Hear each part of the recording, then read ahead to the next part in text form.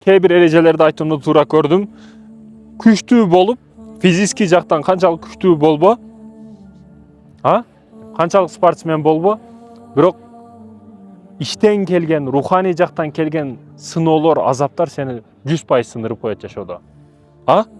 Ошондуктан да биринчи руханиятыңды күчтүү кыл, руханиятыңды туруктуу кыл.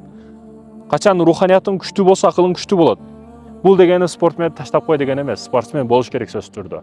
Айтайын дегеним, бүгүн көпчүлүк жаштарыбыз руханияттан да күчтүү эмес, спорттон да күчтүү эмес, акыл жактан да күчтүү эмес да.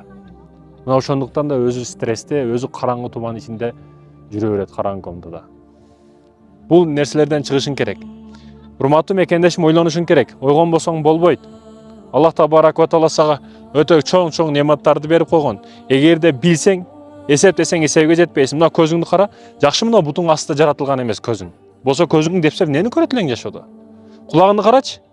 Мурдуңдучу жамбаш тарканга жагаштырып койсо эмне болот эле? Өзүңдөн чыккан жытка өзүң чыдабай өлүп калат элең. Ошондуктан биз шүгүр кылышыбыз керек. Бул мына Кудайдын барлыгы жана бир далил.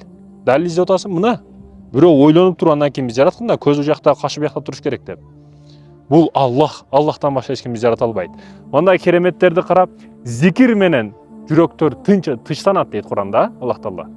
Бул дегени акылдууларга ой жүгүрткөндөргө бул жерде өтө чоң түшүнүк бар да.